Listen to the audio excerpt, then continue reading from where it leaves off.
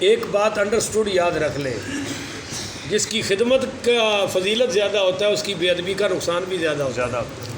تو جو شفاعت کر سکتے ہیں وہ پھر شکایت بھی کر سکتے ہیں، تو شفاعت بھی کریں گے اور بولو شکایت بھی کریں گے۔ یہ جو روزے نہیں رکھ رہے ہیں رمضان، ان کے خلاف مقدمہ لڑے گا، ان کے خلاف لڑے گا۔ اور یہ مسلمان ہو کے قرآن ہی پڑھ رہے ہیں اور پڑھ رہے ہیں تو غلط پڑھ رہے ہیں، ان کے خلاف بھی قرآن آئے گا۔ مگر جو صحیح پڑھ رہے ہیں اور صحیح سن رہے ہیں، صحیح سمجھ رہے ہیں اور روزے رکھ رہے ہیں، ان کی انشاءاللہ قرآن بھی شفاعت کرے گا، رمضان بھی شفاعت کرے گا۔ میرے نبی کریم صلی اللہ علیہ وآلہ وسلم نے فرمایا قرآن جھگڑالو کتاب ہے، یہ قیامت والے دن عربی شکل میں آئے گا اور اللہ سے جھگڑا کرے گا۔ اللہ سے دنیا حیران ہوگی کہ یہ کون ہے جو اللہ سے بحث کر رہا ہے، تکرار کر رہا ہے، تو پھر پتہ چلے گا یہ تو اللہ کا کلام ہے۔ بھائی آیا کیوں ہے، جھگڑا کس بات کا ہے؟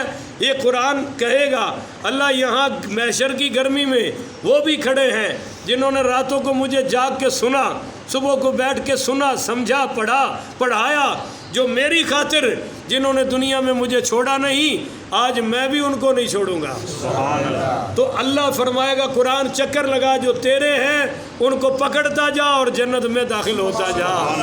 تو قرآن بازوؤں سے پکڑ کے اپنے ماننے والوں کو اور پڑھنے والوں کو جنت میں لے کے جائے گا۔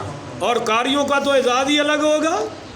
حافظ قرآن کی یہاں بات نہیں ہے، یہاں بھی پڑھنے والے، ہر قرآن پڑھنے والے کو کہا جائے گا، اور حافظ کو تو سب سے اعلیٰ کہا جائے گا کہ قرآن پڑھتا جا اور جنت کی سیڑھیاں چڑھتا جا، بلند درجے پہ ہوتا جا۔ سیڑھیاں کوئی ہمارے والے نہیں ہوگی، جیسے جیسے پڑھتا جائے گا جنت میں درجہ بلند ہوتا جائے گا۔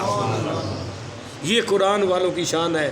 اور رمضان بھی شفاعت کرے گا کہ یا اللہ یہاں وہ ہیں جنہوں نے میرے لیے کھانا چھوڑ دیا تھا۔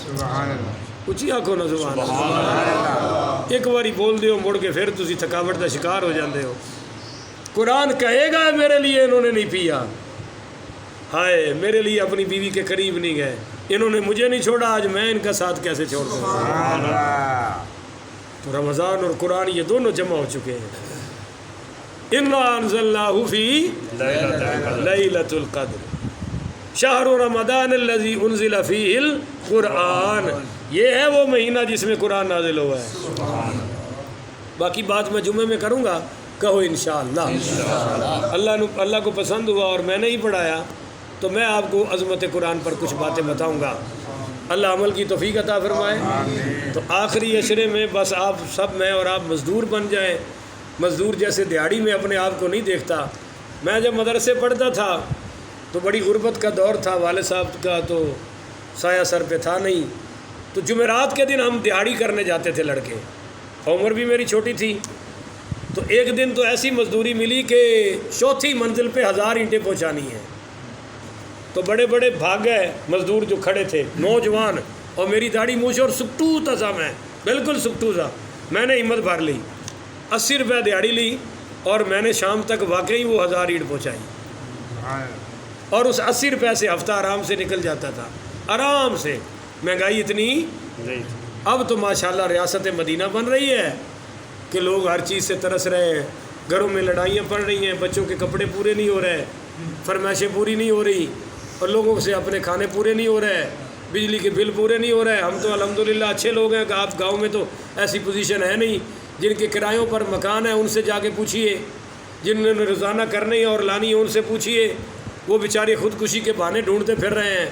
اور یہ ہے وہ ظالم طبقہ جو اوپر روزانہ وہ ٹی وی پر آ کر بکواس کرتا ہے، وزیر اعظم، کہ جی میں مہنگائی کم کر رہا ہوں، میں بڑی محنت کر رہا ہوں، بڑی کیا تو کوشش کر رہا ہے، تو بھی ایک لٹیروں کا سربراہ ہے اور تیرے نیچے سارے مگرمچھ لوٹ رہے ہیں۔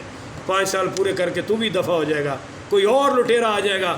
جب تک اللہ راضی نہیں ہوگا، جب تک اس کا رسول راضی نہیں ہوگا، اور جب تک پاکستان میں نظام خلافت راشدہ نہیں آئے گا، ہم نیچے سے نیچے ہی جائیں گے۔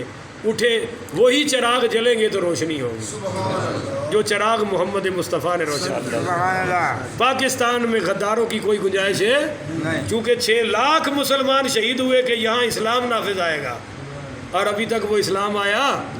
جو قانون انڈیا میں چل رہا ہے، تعزیرات ہند وہی ہے تعزیرات پاکستان. ایک لفظ کا بھی فرق ہے. بولیے نا. اگر انڈیا کے تھانے میں قرآن نہیں چلتا تو ہمارے تھانے میں بھی قرآن ہے. اگر انڈیا کی عدالتوں میں قرآن پہ فیصلہ نہیں ہوتا تو ہماری عدالتوں میں بھی فیصلہ قرآن پاک پہ.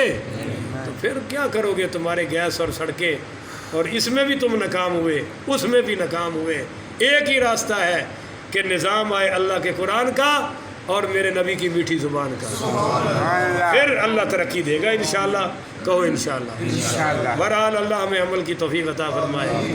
آخر ودعوانا ان الحمدللہ رب العالمین.